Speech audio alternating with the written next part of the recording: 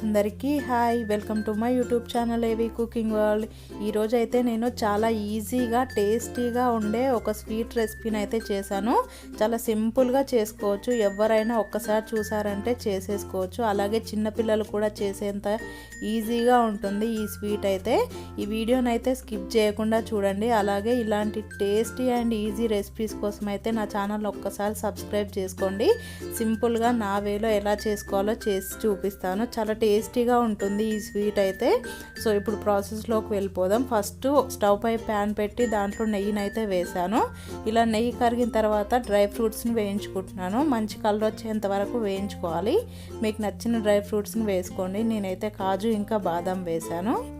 So ఇలాగ వేగిపోయిన తర్వాత వీటన్నిటిని సైడ్కి తీసేసుకొని అదే నెయ్యిలో 1 కప్పు పంచదారని వేసుకుంటున్నాను. స్వీట్ కొంచెం ఎక్కువ తినేవాళ్ళు ఇంకొంచెం ఎక్కువ వేసుకోండి. 1 కప్పు పంచదారకి 1 కప్పు వాటర్ అయితే వేసుకుంటున్నాను నేను, ఇంకెక్కువ అవసరం లేదు. సో ఇలా వేసుకొని మొత్తం షుగర్ అంతా కరిగిపోవాలి. సో కరిగిపోయేలా కలుపుకోండి. ఈజీ రెసిపీ, ఒకసారి అయితే కంపల్సరీగా ట్రై చేయండి. సో ఇలా షుగర్ మొత్తం కరిగిపోయిన తర్వాత కచ్చా పచ్చగా దంచిన 2 ఇలాచీలను అయితే వేసుకున్నాను. స్వీట్ కదా, ఇలాచీ ఫ్లేవర్ ఉంటే చాలా బాగుంటుంది. సో ఇలా వేసుకొని మరగనివ్వాలి.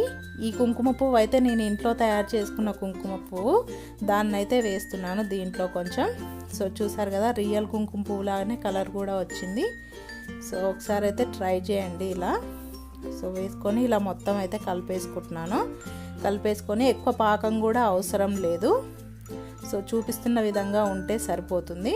సో ఇలా లైట్గా ఉంటే సరిపోతుంది, మరీ తీగ పాకం కూడా అవసరం లేదు.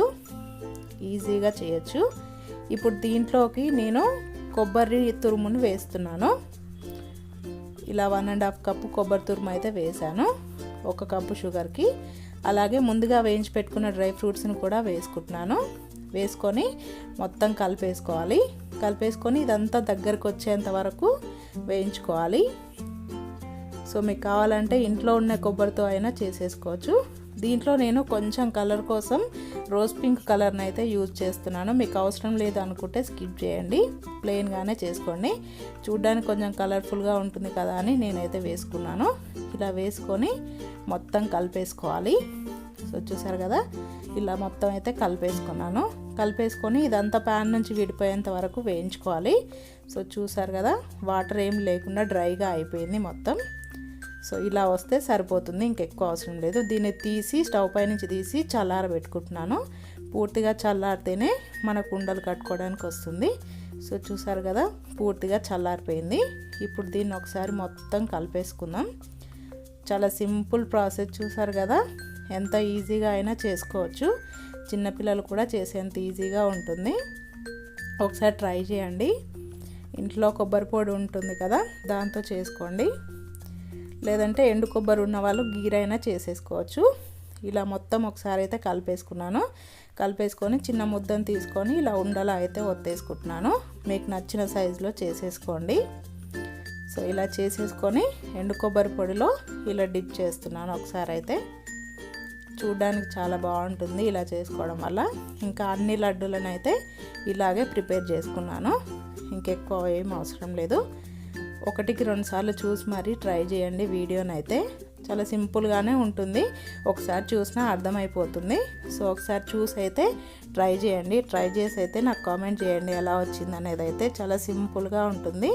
ఒకసారి చేసి నాకైతే కామెంట్ చేయండి. ఇంక ఈ వీడియో కనుక మీకు నచ్చినట్టయితే ఈ వీడియోకి అయితే లైక్ చేసి నా ఛానల్ని అయితే సబ్స్క్రైబ్ చేసుకోండి. ఇలాంటి టేస్టీ అండ్ ఈజీ రెసిపీస్ని నా వేలో ఎలా చేసుకోవాలో చేసి చూపిస్తాను. Thanks for watching. Please do subscribe my channel for more videos.